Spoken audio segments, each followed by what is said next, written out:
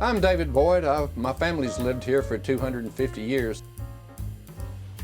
Behind me is my very first car, a 1933 Plymouth PD four-door sedan. My great-grandfather owned it new, and in 1952, as he was retiring from the railroad, he decided to buy a new car to drive into his retirement. And he kicked the car to my dad. Okay. In 1952 happened to have been my birth year. So I've never not known the car. Never not known the car. Yeah. Why do you think your great-grandfather got the Plymouth as opposed to a Ford or? I think he got the Plymouth because he'd probably been, in fact, I have some record that he was a Buick man. And in the Depression, people were scaling back. And I think he saw the Plymouth as a very solid quality ride substitute for what he had been driving, which had been Buicks.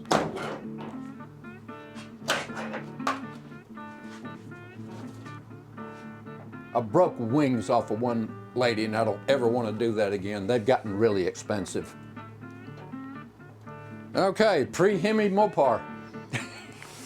We've got a 188 cubic inch six-cylinder with a single barrel carburetor, flathead six. First year Plymouth had a six-cylinder, pumped out about 70 horsepower, four-wheel hydraulic brakes. All Chryslers had hydraulic brakes, and that was a selling point. Everybody else was still on mechanical brakes. Mm-hmm. Three-speed manual transmission, three on the floor. R1, 2, 3.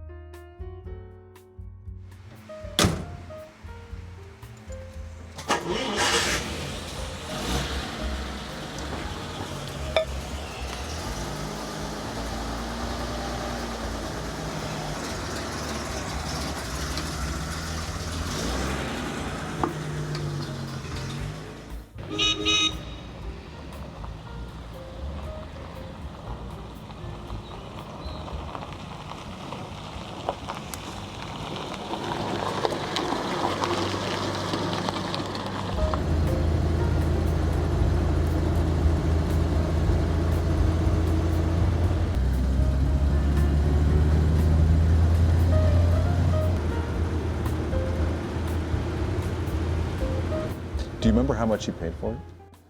It would have been somewhere in the vicinity of $600. $600. Yeah, that's $565, I think, is what the four-door sedans were. But he tricked this one out. The trumpet horns on the thing, and the wood wheels that you see, and the fact that it's got dual windshield wipers and dual tail lights, those were all add-ons. Those were add-ons. Those were add-ons. These are operated by vacuum, so it's not going to go when you don't have vacuum because I've opened up the throttle. Then it'll go when I let off. Not well, because that doesn't use very much. Because you don't drive it in the rain, really. Well, I don't drive in the rain, except for you. This is my great-grandfather, who was the original purchaser. The picture was about 1944, old state-shaped license tags in that era. This is their daughter, my grandmother. This picture down here, that's me. The year is 1955, I think. Now, 576 is a steam locomotive.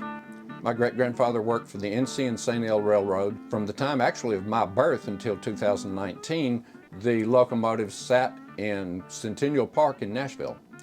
But I remember my great-grandfather taking me up in that locomotive when I was about 12 years old, I guess. And he showed me all the levers and stuff like that, how to do the thing. But that's what enabled him to buy this in the middle of the Depression. A lot of other people were hunkering down. He worked right through it. At the time he owned this car, he lived west Nashville, and it was like a 3 or 5 mile ride there to the Nashville Union Station. Mm-hmm. He'd park it there, go down, get in the train, hop in the train, go to Chattanooga. That was his run. Spend the night in Chattanooga while they turned the train around, hooked it up, got passengers who were coming up through Georgia, and then he would take them back as far as Nashville. And then get back in that car Then right get there. back in that car and go home.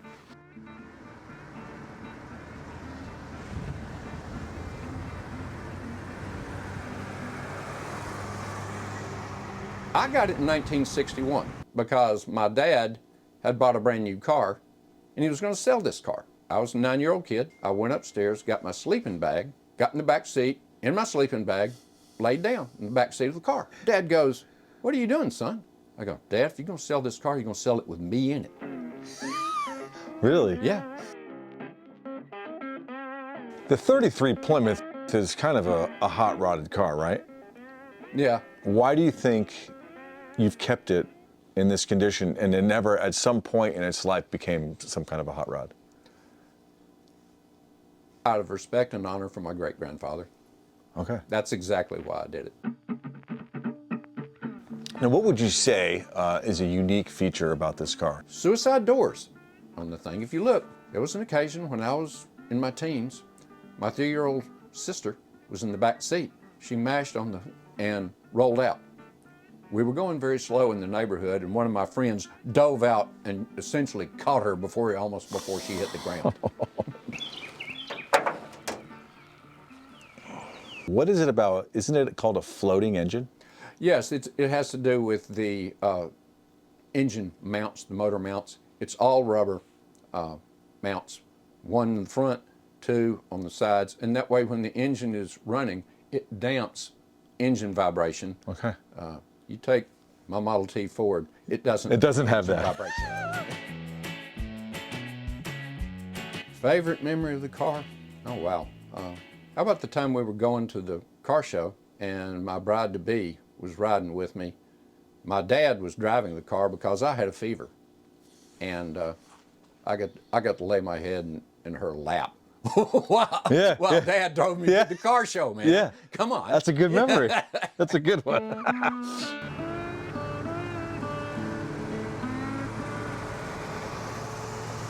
What would you say your favorite thing about it is? The family history. The family history. The family history. I mean, it's a one family owned. Absolutely. And is it 90? What's it, 93 years? Is that what Yeah, it's 93 years. 93 years. I've taken both of my daughters away from their weddings. The first one I was really kind of puckered up because I can imagine. Well, it was December and it was snowing. You said it was restored, right?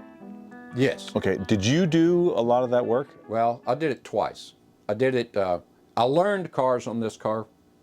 You were good to me. Thank you for not letting me destroy you. But I started at 15, got it pretty good shape by about 19, learning by trial and error. And then when I was in my mid-50s, while I was still had plenty of strength, vigor, Sure. and cash flow, Yeah. I elected to do a ground-up restoration. All the assembly work and direction of the restoration was all me. So I started on it. I'd torn it down, taken it to a body shop. And meanwhile, I took my first mission trip to Kenya.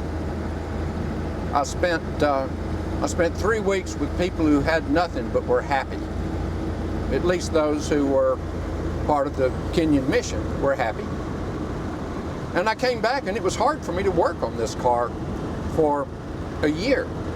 We have so much, they had so little. But I adjusted to, enjoying the blessings that we've got. And in fact, I've driven some of my friends from Kenya around in my old cars, and they love it. They're happy for me, and they say, "These would be torn up on our roads. You could not possibly take them to our place." But anyway, that was an instance with the car that I actually treasured, and I still like the car.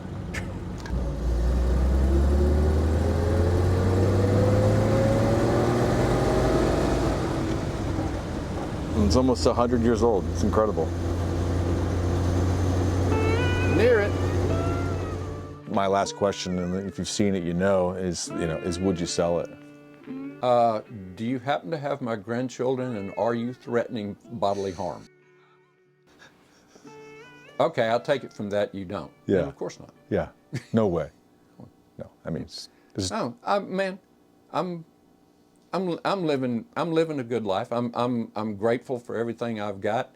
This just doesn't fit. And even Yeah. if somebody, they're not going to offer me something that's really going to tempt me because this car isn't that attractive in the overall market. yeah.